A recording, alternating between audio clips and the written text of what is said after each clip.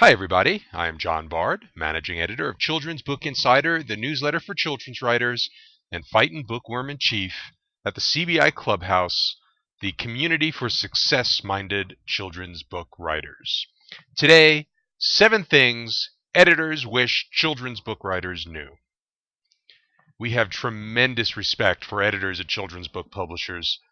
They have to wade through piles of manuscripts looking for gems amidst many that, well, are not exactly gem-like. And I'm sure there are lots of editors who would love to issue proclamations such as, "Don't even think about sending me your work until you understand how to use an apostrophe."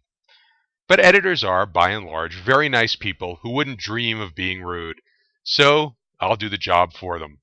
Here's some tidbits that we've learned over our 20 years in the children's book field. 1. Please learn to punctuate. A misplaced comma or two won't prevent you from getting published. Publishers, in fact, have people on staff who correct these things. But if your manuscript is riddled with typos, it gives a bad first impression. To me, the most egregious offense is poor punctuation. It's easy to gloss over a misspelled word when reading a manuscript for the first time, but inappropriate semicolons or dialogue with all the quotation marks in the wrong place ruins the flow of the story. If you're not absolutely sure of your punctuation skills, have someone else proof your manuscript before you send it out. 2. Don't rhyme unless you have to. Many authors think picture books equal rhyming stories. The problem is that most people can't write very well in rhyme. The rhyming format should be the last thing you think about. First up, character development. Next, plot, then pacing and tightly written text. If all of that is in place, then perhaps you can overlay the rhyme without adding any extra unnecessary details to the story. Only tell a story in rhyme if it's absolutely the best way, really the only way, it can be told. Only develop ideas worth spending a lot of money on. Did you know that it could cost a major publisher as much as $100,000 to get a picture book from manuscript to the bookstore? Is your idea worth that much of a risk? Now, novels can cost less to produce because they don't have color illustrations. However, the market is smaller. Books that are simply cute, sweet, informative, or teach an important lesson often don't do enough to justify the publisher's financial risk. Manuscripts need to do more than one thing. So develop ideas that are funny and teach science concepts, or are multicultural, entertaining, and illustrate an important life lesson without preaching to the reader. 4. Pay attention to established age groups and word counts. Once you're famous, you can break all the rules you want.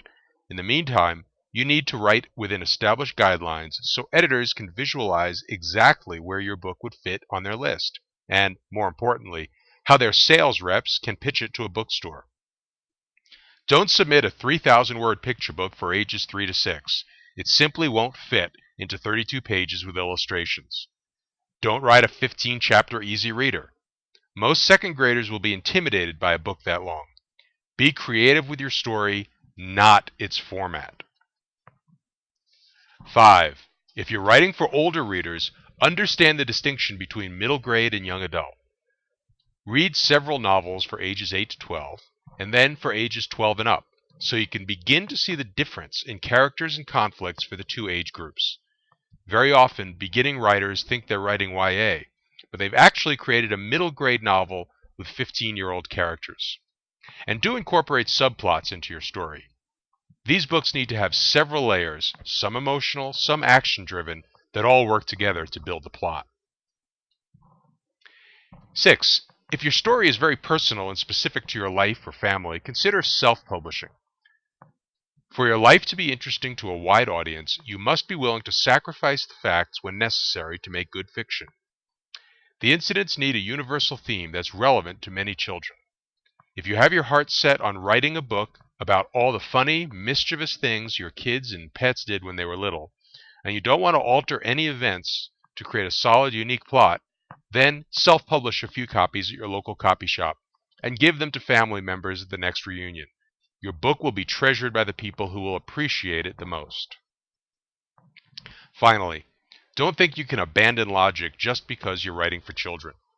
Several years ago, we worked with a writer who was creating a middle grade fantasy set in the distant past. And yet, one of his characters had a few modern day items in his bedroom. We explained that even though the book was fantasy, 21st century devices couldn't exist if he clearly stated that the story happened a long time ago. His response? Kids aren't going to care. But they will. Even picture book readers will wonder why your spider character, Tiny Spider, carries a life-sized baseball in his pocket. And then your credibility as an author is shot. If you maintain logic in the details, you can get away with a far greater suspension of disbelief in the story. And a story that's a delight to believe is what editors wish for most of all.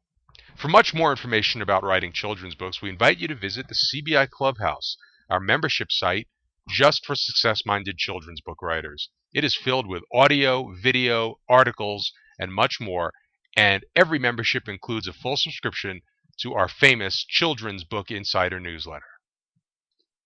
Head on over to cbiclubhouse.com and come hang with the fightin' bookworms. That's it for now. I'll be back again with more videos about writing children's books. This is John Bard reminding you to keep writing.